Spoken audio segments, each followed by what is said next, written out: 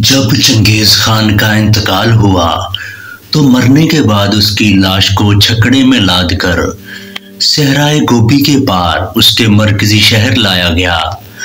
راستے میں جس جگہ سے چنگیز خان کی لاش گزرتی، ان راستوں پر جو بھی قافلہ یا مسافر ملتا اسے قتل کر دیا جاتا، تاکہ کسی کو یہ خبر نہ ہو سکے کہ چنگیز خان مر گیا ہے۔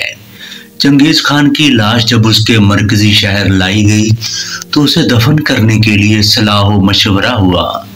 منگولوں کے ایک سردار کو چنگیز خان نے بتا دیا تھا کہ جب وہ مر جائے تو اسے شہر کے سب سے بڑے صنوبر کے درخت کے نیچے دفن کیا جائے۔ یہ درخت بہت اونچا اور بڑا تھا۔ اس درخت کو دیکھ کر چنگیز خان اکثر یہ کہا کرتا تھا کہ اس کا سایہ بوڑھے کے لیے بڑے آرام کی جگہ ہے۔ اس درخت کے ارد گرد صنوبر کے اور بھی چھوٹے چھوٹے درخت تھے، جنہوں نے ایک طرح سے اس بڑے صنوبر کے درخت کو گھیر رکھا تھا۔ بہرحال صنوبر کے اس درخت کے سائے تلے ایک بہت بڑی قبر کھودی گئی۔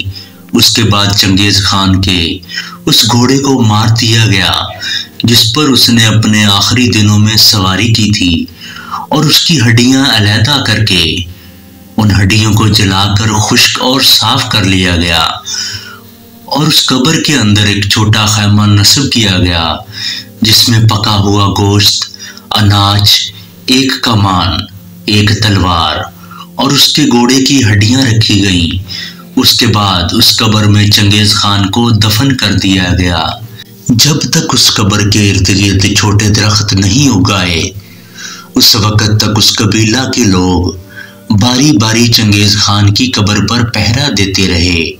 یہ فیصلہ اس لیے کیا گیا تھا کہ کسی کو اس کی قبر کا پتہ ہی نہ چلے۔ بہرحال چنگیز خان جو دشمن کو شکست دے کر ان کے سروں کے مینار تعمیر کرنے کا شوقین تھا، اور دشمن کے سروں کی کھوپڑیوں کے پیالے بنا کر ان میں شراب پینے کا عادی تھا، اپنے انجام کو پہنچ گیا۔ بے شک ہر زیرو کو ایک دن موت کا ذائقہ چکھنا ہے۔